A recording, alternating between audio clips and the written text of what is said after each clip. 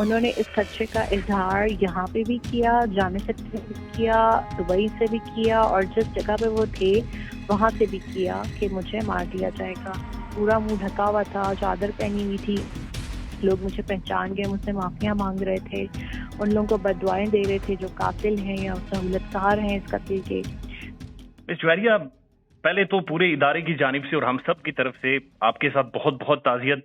And we can understand कि ये पूरे पाकिस्तान का नुकसान तो है ही है, आपका कितना बड़ा नुकसान है हम बिल्कुल इसे एक्नॉलेज करते हैं। तो मिस जुवेरिया, आपको किस तरह से पता चला, और जब अरशद साहब केनिया गए थे तो उससे पहले क्या आपसे कांटेक्ट था, आपसे आपसे राब्ता हुआ था उस दिन भी? जी, हमारी रोज़ बात होती थी लेकिन उनकी लोकेशन नहीं उन्होंने बताई हुई थी। और ये था कि राब्ते में रहते थे, ज़ाहिर-सी बात है उनके घर थे यहाँ पे, तो अपने सारे जितने घर के फ़राइज़ अमूर थे, उन पे वो बहुत गहरी नज़र रखते थे और सारी चीज़ों को देखना, हमारा ख़्याल करना, दूर होके भी जो है वो सारी चीज़ों की अपनी ज़िम्मेदारियाँ चीज़ें पूरी कर रहे होते थे। मेरी 1 दिन पहले वीडियो कॉल पे बात हुई थी और उस दिन मैसेजिंग पे बात हो रही थी। तो हमने ज़ाहिर आपका इंटरव्यू किया था आज से कोई 1 महीना पहले, और जब मैंने आपसे पूछा था अरशद साहब वापस कब आएंगे, तो आपने कहा था कि वेरी सून। तो अरशद साहब का पाकिस्तान आने का मूड था जी, दिसंबर में। दिसंबर में, और उस दौरान आपको कोरोना भी हो गया था, और अब उस दौरान भी ज़ाहिर है वो कॉन्स्टेंटली आपकी हेल्थ के बारे में आपसे टच में रहे, आपकी केयर करते रहे वहां से। जी, बहुत ज़्यादा बार-बार पूछते थे कि मैंने, क्योंकि मेरी रिकवरी अभी तक जारी है, तो वो इस चीज़ में थोड़ा परेशान हो गए थे कि मैं अभी तक रिकवर क्यों नहीं हुई।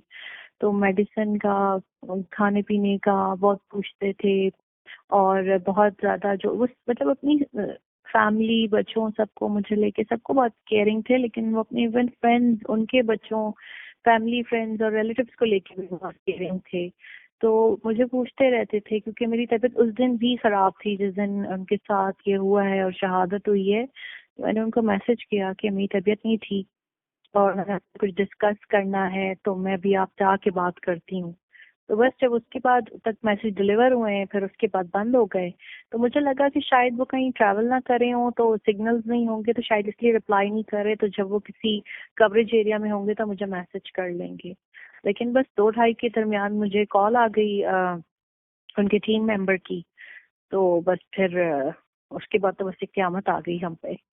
अच्छा, आप उनकी बेशुमार यादें अपनी ज़ाहिर तस्वीर में भी शेयर कर रहे हैं। जिस तरह से वो खुश लिबास थे, जिस तरह से वो घर के अंदर, जिस तरह वो जानवरों के साथ उनका एक लगाव था, एक प्यार था, तो उनकी कमी तो ज़ाहिर है पूरी नहीं हो सकती। लेकिन ज़ाहिर आखिरी बार जब आपकी अरशद साहब से बातचीत हुई थी, तो किस फ्रेम ऑफ माइंड में थे? वो क्या सोच रहे थे? क्या महसूस कर रहे थे? देखिए, उनको बहुत ज़्यादा केसेस थे उनके ऊपर, 16 एफआईआर्स थी, ट्रीज़न के केसेस थे, उनको बहुत तंग किया गया पाकिस्तान में और वो जाना भी नहीं चाहते थे।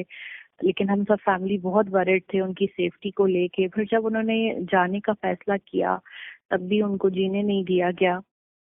जब हमारी लास्ट कॉल हुई है तो शायद पता है हर कोई अपनी बीवी से अपनी परेशानियां छुपाता है कि मेरी बीवी परेशान ना हो जाए या इस तरीके से। और वो मुझसे काफी सारी बातें करते रहे, हमारी बहुत देर की कॉल थी वो। अनयूजुअली वो इतनी लंबी कॉल नहीं करते थे और वीडियो कॉल वैसे ही ज्यादा ऑडियो या मैसेजेस ही कर रहे होते थे या ऑडियो मैसेज। वीडियो कॉल मैं उनको करती थी जबरदस्ती ना। हुँ। तो वो उस दिन बहुत देर बातें करते रहे और बहुत मुझे ऐसा लगा जैसे किसी चीज को लेके खुश है। और 18 तारीख को उन्होंने मुझे एक वीडियो भेजी जो कि आज मैंने भी दोबारा देखी तो मैं इतना रोई हूँ कि उसमें ये था उसमें कि मैं अगर कभी नहीं भी हुआ ना तो मुझे ये पता है कि तुम बहुत मजबूत हो। तो मैं बहुत हैरान हुई क्योंकि वो ऐसी वीडियोस नहीं भेजते थे कभी ना। जी। तो मैं हैरान हो गई देख के। मैंने मुझे भेजे, मैंने कहा आप इस तरह की वीडियो क्यों भेज रहे हैं मुझे ना। तो खैर जब कॉल पे बात हुई तो घर की कुछ बातें करते रहे, कुछ पॉलिटिक्स चीजें डिस्कस करते रहे क्योंकि हम दोनों जर्नलिस्ट थे। तो सिर्फ घरेलू बातें तो नहीं होती थी, सियासी बातें भी होती थी हर तरह की। तो वो मुल्क आने के बहुत ख्वाहिशमंद थे और मुझे ये कहा था कि दिसंबर तक वापसी होगी। अच्छा, मिस जुवेरिया, आप खुद भी ज़ाहिर जर्नलिस्ट हैं और पाकिस्तान की प्रोमिनेंट डिफेंस एनालिस्ट हैं, आप खुद लिखती भी हैं, और ज़ाहिर आपका खुद भी एक बड़ा तगड़ा एक्सपोज़र है।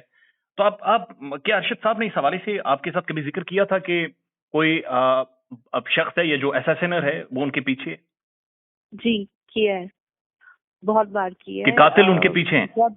जी, दुबई में भी किया था और यहाँ पे भी, क्योंकि लोकेशन किसी को नहीं बताई हुई थी ना कि मैं किधर हूँ, किसी को भी, इवन फैमिली मेंबर्स को भी नहीं पता थी। तो फिर मैंने जिद नहीं की उनसे ये पूछने की। तो उन्होंने इस खदशे का इजहार यहाँ पे भी किया, जाने से पहले भी किया, दुबई से भी किया, और जिस जगह पे वो थे वहां से भी किया कि मुझे मार दिया जाएगा। तो आपको कोई अंदाजा है या आपकी कोई जाती असेसमेंट या कोई इन्फॉर्मेशन आप तक पहुंची हो कि फिर दुबई से कीनिया ज़ाहिर है सेफ मुल्क नहीं है? आप कोई भी जाएगा कीनिया तो उसे उनके उसे पास जी, उनके पास वीजा नहीं था जब वो यहाँ से निकले हैं। वो बड़े मुहिब्बे वतन से आदमी थे, तो जी। कहते थे हमने कभी अजाइलम या वो नहीं लेना, हमें सिफारत खानों में भी जाने की जरूरत नहीं, वो इतना फंक्शंस भी अटेंड नहीं करते थे। तो जब वो वहाँ पे गए हैं ना, तो उन पे कोई दबाव डाला गया है दुबई की हुकूमत पे, दुबई के हुकाम ने उनको दुबई छोड़ने का कहा, तो उनके पास ऑन अराइवल वीजा के ऑप्शन बहुत कम थे। तो उन्हें ये उस हिसाब से फिर सूटेबल लगा होगा तो वहां चले गए, क्योंकि आप जब तक पाकिस्तान में नहीं होते तो आपको वीजा नहीं बाहर से मिल सकता, आपको वापस आके लगवाना पड़ता है, और वापस वो आ नहीं सकते थे जहाँ उनकी जिंदगी तंग की हुई थी इन सब लोगों ने और केसेस ने। तो मुझे ऐसा लगता है कि बस उनको वही ऑप्शन अपने लिए ठीक लगा तो वो चले गए। अच्छा, तो ये जो उन्हें कत्ल की धमकियां थी, जाहिर है इसके बारे में वो शेरी मज़ारी साहिबा से भी जिक्र करते रहे, बल्कि उन्हें आखिरी मैसेज भी किया था डीएम, जो शेरी मज़ारी साहिबा कह रही हैं। इसके हवाले से कोई ज्यादा डिटेल्स उन्होंने कभी आपके साथ शेयर की हैं? देखिए, जो भी चीजें होंगी ना वो खुला शेयर करेंगे। जो भी इसके तहत कमीशन बनेगा, हम ये इस्तदा कर रहे हैं कि हमें हुकूमती कमीशन पे और हुकूमत पे कोई एतमाद नहीं है। जी, जी। अक़वाम मुत्तहिदा जो है वो इसकी तहकीकात करे, तो फिर ऐसी जो भी चीजें होंगी वो उसी वक्त डिस्कस की जाएंगी। अच्छा, तो आज सुबह भी ज़ाहिर है आपने ट्वीट किया और आपने दरखास्त की है कि कोई इंटरनेशनल फोरम इस चीज को इन्वेस्टिगेट करे, इस चीज को डिस्कस करे। तो आप समझते हैं कि उस बारे में कोई पेशरफ्त होगी?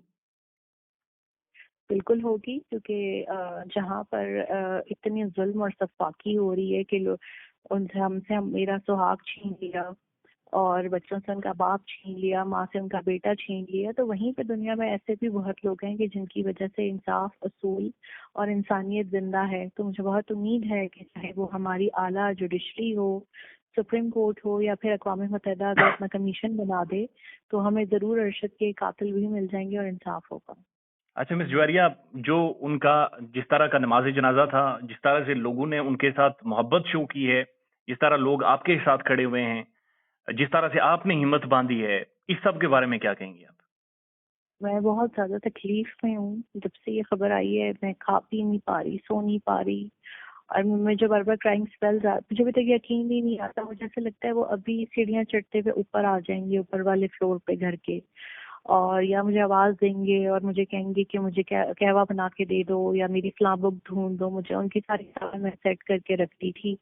मैंने सेक्शन बनाए हुए थे लाइब्रेरी में, तो उनको बाजू का जब कोई चीज खुद नहीं मिल रही होती थी तो वो मुझे कहते थे। इवन बाहर के मुल्क से भी फोन करके कहते थे फलां बुक का फलां पेज की तस्वीर भेज दो।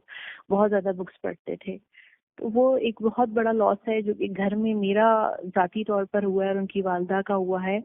लेकिन जब मैं शाह फैसल मस्जिद गई, मैं वहीं थी, तो पुलिस मुझे बहुत एहतराम से जो है वो खवतीन के फ्लोर पे ले गई, और मैंने मना किया हुआ था कि किसी को मेरी प्रेजेंस का पता ना चले, क्योंकि मैं कोई मीडिया वो नहीं चाहती थी जी। वहां पर अपने लिए। तो मैं बहुत रो रही थी, तड़प तड़प के रो रही थी, क्योंकि मुझे पता था इसके बाद मेरी और अरशद की मुलाकात नहीं होगी ना, अब उसी वक्त होगी जब जाऊंगी इस दुनिया से, तभी उनसे मिल सकूंगी। तो जैसे जैसे लोग आना शुरू हुए ना, मैं हैरान हो गई। तो मुझे वहाँ की जो केयर टेकर है खवातीन वाली साइड की खातून, वो बता रही थी कि मस्जिद में 3 लाख लोग नमाज पढ़ सकते हैं। जी। और वहां पर इतना रश था कि जब मैं खुद वहां से 4 बजे निकली हूँ तब भी वहां पर ट्रैफिक जैम था, और जनाजा गए हुए 1 घंटा हो गया था। और गाड़ियां, लोग सेंटोरस तक वहां से पैदल आ जा रहे थे, यानी कि पिंडी वाले ये कह रहे थे कि पिंडी तक ट्रैफिक जैम था। और जब मैं वहां से निकली हूँ अपने सेक्टर की तरफ, तो मुझे खुद मागला रोड से या सेंटोरस वाली तरफ से रास्ता नहीं मिल रहा था। फिर मैं G6 वाली तरफ से अपने घर की तरफ आई हूँ।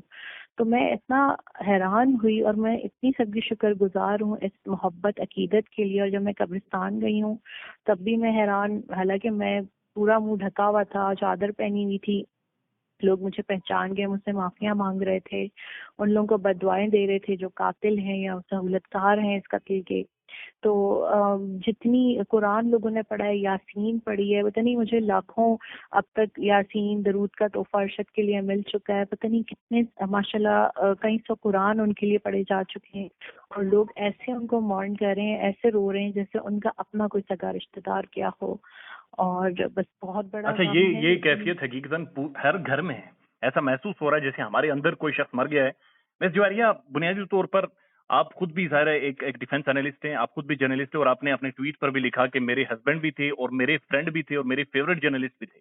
तो इस चीज को सामने रखते हुए मैं सिर्फ आखिरी सवाल आपसे पूछना चाहूंगा। मेरे लिए बड़ा मुश्किल है आपसे सवाल पूछना, मुझे आपकी कैफियत का अंदाजा है। सिर्फ ये बता दें कि उन्हें पता था अरशद साहब को कि घर में जो आखिरी बेटा है, आखिरी जो मर्द बचा हुआ है, वो अरशद साहब है। उनकी आपकी तरफ भी जिम्मेदारियां थी, दूसरे बच्चों की तरफ भी, वालदा की तरफ भी। तो इस सब के दौरान इतनी बड़ी थ्रेट भी, डील भी कोई हो सकती थी। ये किस तरह की अरशद साहब की एक शख्सियत थी, कितना स्ट्रॉन्ग माइंडेड वो इंसान था कि उसने सब कुछ कुर्बान कर दिया और अपने उसूलों से पीछे नहीं हटी। मुझे अक्सर कहते थे कि मुझे जया बोलते थे, तो जवेरिया नहीं बोलते थे, जया कहते थे। मुझे कहते थे जया, मेरे 4 बेटे हैं ना, तो मुझे तो कंधा देने वाले मिल गए हैं जी। तो जब वहां पे लाखों लोगों ने उनको कंधा दिया, तो मैं इस बात से हैरान थी कि कहाँ कहाँ से लोग आए और वो क्यों आए। अरशद बिके नहीं, अरशद झुके नहीं, अरशद अपने असूल पे खड़े रहे, और उनका असूल सच साबित हुआ। इसकी गवाही लाखों लोग आके देके गए हैं कि वो हक सच पे थे, और उनका सच अब हर शख्स, हर बच्चे, हर बड़े, हर बूढ़े, हर खातून की जो है वो लबों पे है। क्योंकि वहां मैंने औरतों की सफे देखी। कहाँ औरतें जनाजा पढ़ने आती हैं हमारे मुल्क में, मेरे अरशद के लिए आई। कहाँ बच्चे आते हैं जनाजा पढ़ने, मेरे अरशद के लिए आए। कहाँ डिफरेंटली एबल पीपल, खसूसी अफराद आते हैं जनाजा पढ़ने, मेरे अरशद के लिए आए। वहाँ सिर्फ मर्द नहीं थे, वहाँ हर तरह के लोग थे। मैंने लोगों को वहाँ मिनरल वाटर से वजू करते हुए देखा है। जब एक टाइम आया वजू का पानी खत्म हो गया वहाँ पे, तो लोग, मेरा अरशद जाते जाते भी लोगों को इतना कुछ दे के गया है कि इसकी मिसाल नहीं मिलती। मिस जुवेरिया, आपका खास तौर पर शुक्रिया।